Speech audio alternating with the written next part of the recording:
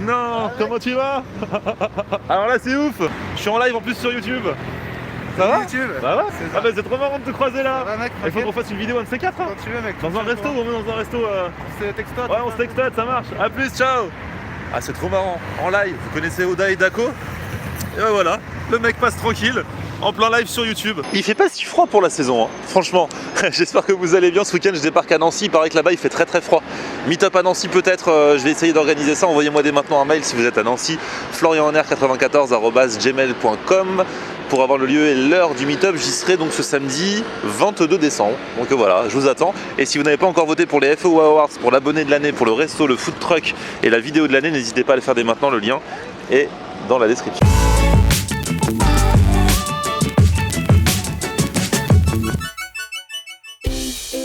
Salut tout le monde, bienvenue, nouveau vlog aujourd'hui. Aujourd'hui on est encore en plein Paris, on n'est pas loin de là où on était pour la vidéo d'hier. On était à Voltaire hier. Là ici le métro c'est Saint-Ambroise, c'est une station de métro, c'est le hasard, mais c'est vraiment un coin de Paris où il y a pas mal de restos, pas mal de nouveaux concepts, pas mal de trucs. Hier on a fait le kebab, Berliner Kebab là, authentique, mais à Paris. Si vous voulez aller mater ça, allez regarder la vidéo. C'était la précédente, je vous la remets dans un coin. En tout cas, aujourd'hui, que se passe-t-il de beau?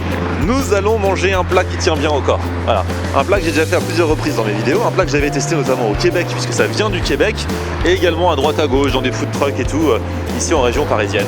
Ce plat, c'est la poutine. C'est vrai que la poutine est de plus en plus tendance en France. On n'en entendait pas parler il y a encore quelques années. Et là, c'est vrai que ça arrive vraiment en force. Et il y a un resto qui a ouvert l'an dernier qui s'appelle la Maison de la Poutine à Paris. Ça a tellement bien marché que, alors déjà j'avais essayé d'y aller l'an dernier avec Didi Jasme pour une vidéo. Et au final, il y avait tellement de monde qu'on a lâché l'affaire. Qu'est-ce qu'on fait? Ah bah là, moi ça fait, allez, 10 minutes que je suis là. Et ça n'a pas avancé d'un iota? Non. Non, ils ont faim là. C'est marrant parce qu'en plus il pleut. Donc on n'était pas allés. Et eux ils avaient vu la vidéo, ils avaient dit ah mais laissez-nous une deuxième chance, revenez. Et c'est vrai que le temps passe, le temps passe, le temps passe. Là ils ont fêté leur premier anniversaire, j'y suis toujours pas allé, mais entre temps ils ont ouvert une deuxième boutique tellement ça a cartonné, un deuxième resto qui est beaucoup plus grand. Et il m'a dit là tu feras pas la queue donc viens. Donc ce midi bah j'y vais, donc c'est pas loin d'ici, c'est rue Parmentier à Paris, on va tester leur poutine.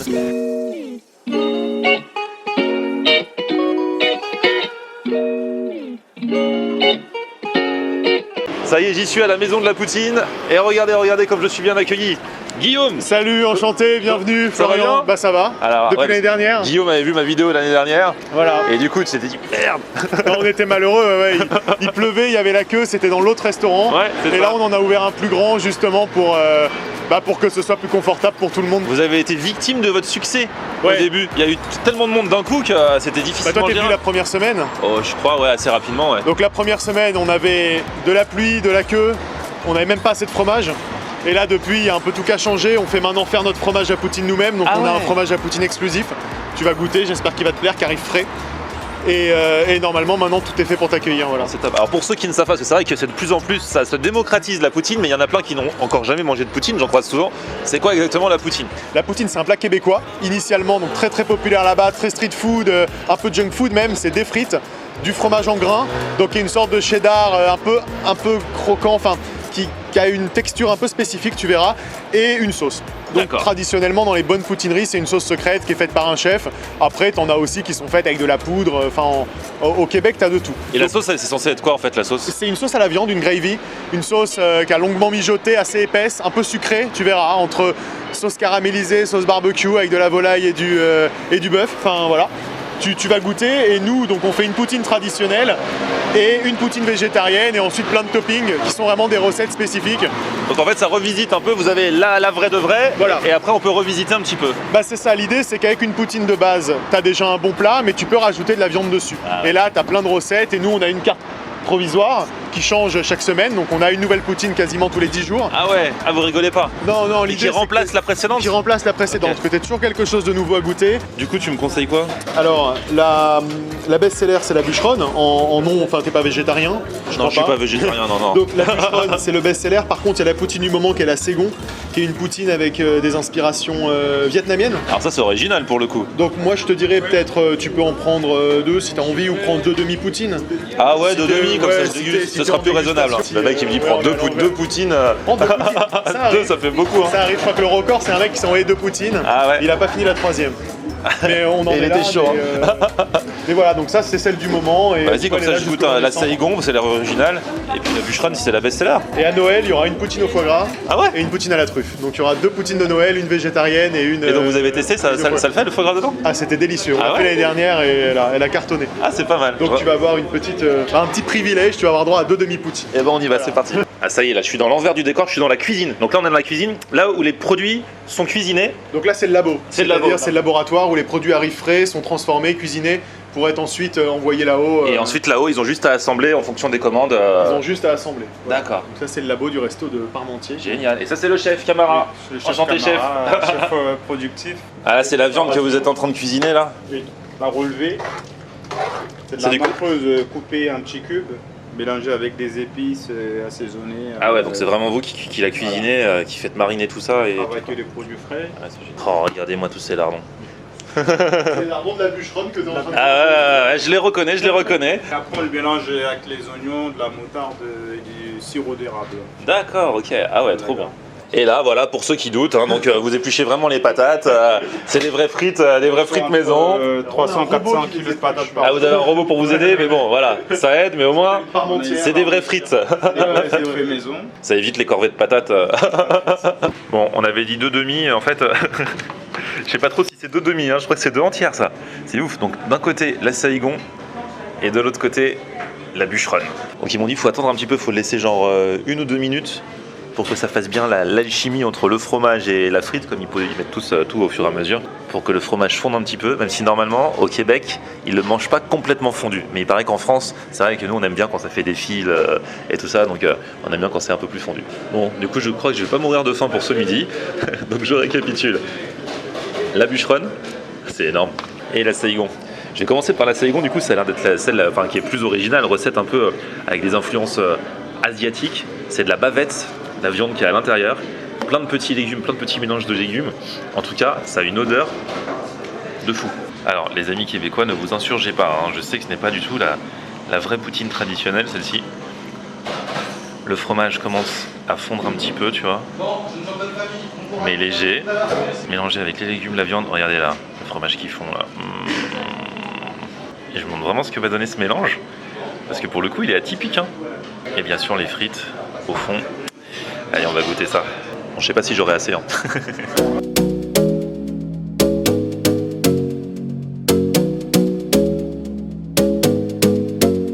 Alors c'est vrai que c'est la base de la poutine, hein, quand même. On a quand même le vrai fromage en grains, on a la sauce qui est très bonne, les frites, et c'est par-dessus.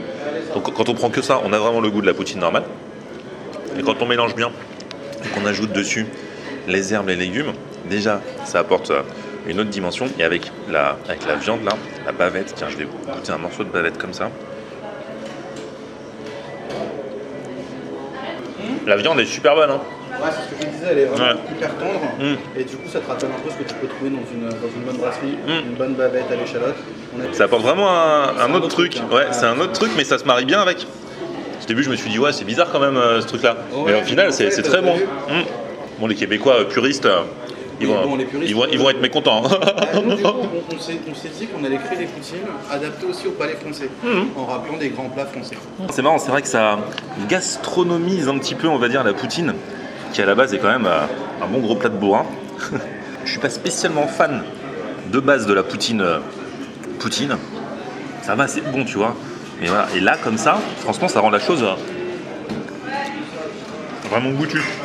Je trouve que la recette était audacieuse, c'est culotté, mais finalement, le mélange rend super bien. Au final, c'est comme si tu te faisais une bavette frite, sauf qu'il y a du fromage en plus, il y a la sauce, et puis il y a tous les petits toppings supplémentaires. Et il commence à bien filer là, le fromage. Hein.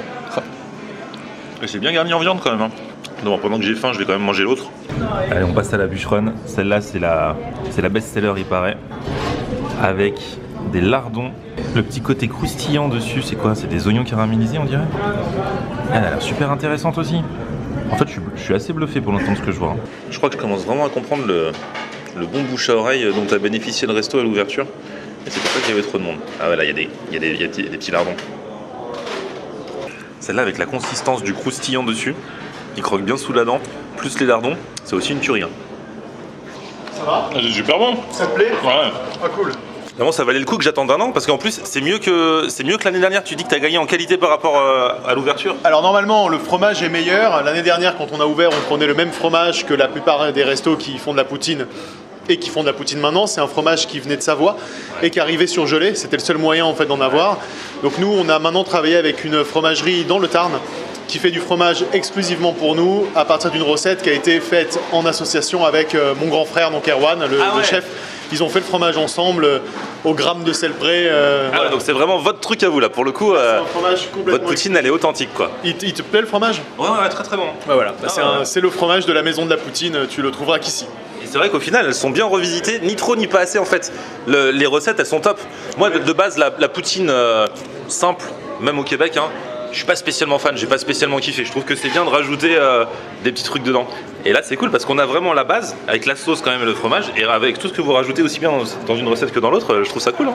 Ce qui comptait beaucoup pour nous, c'était d'avoir des vraies recettes. C'est-à-dire qu'on voulait pas aller sur une formule comme chez Otakos. Tu composes toi-même. Voilà. Ou au final si c'est pas bon, tu peux t'en prendre qu'à toi-même finalement. Parce que, bah ouais. Et surtout, t'as pas le savoir-faire d'un cuisinier. Ouais. Et moi, mon frère, il a travaillé dans des gastros, il a travaillé dans des grands restaurants, et il a voulu faire de la vraie cuisine. Et là, il y a le mariage des saveurs et tout, c'est lui qui l'a. Voilà, les textures, les saveurs, tout est fait comme ça. Donc t'as une option où tu peux rajouter plus de fromage, c'était très demandé, et où tu peux rajouter du bacon.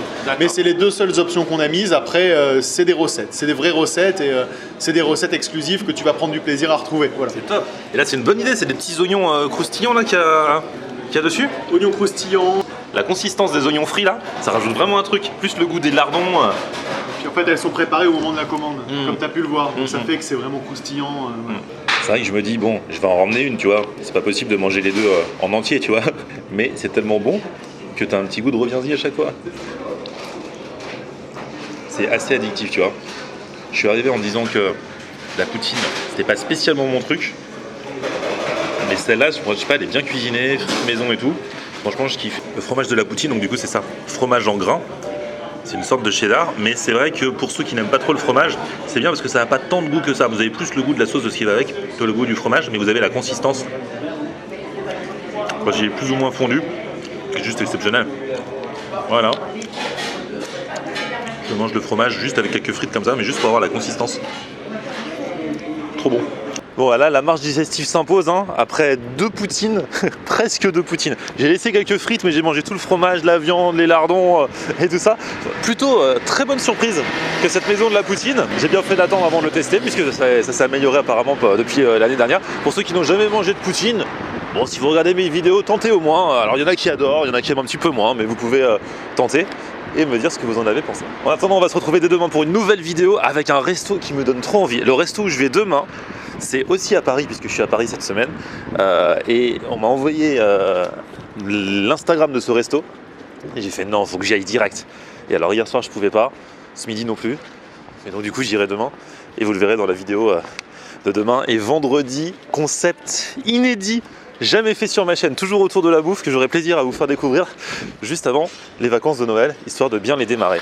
Et puis la semaine prochaine, les résultats des FO Awards, n'oubliez pas de voter d'ici là via le lien qui est dans la description. Merci à vous tous d'avoir suivi ce vlog, petit pouce vers le haut si vous avez kiffé la vidéo. Vous vous abonnez à ma chaîne, on se retrouve sur mon Facebook, Florian en Air, et Twitter, Snapchat, Instagram, c'est aussi Florian en Air. A plus, ciao.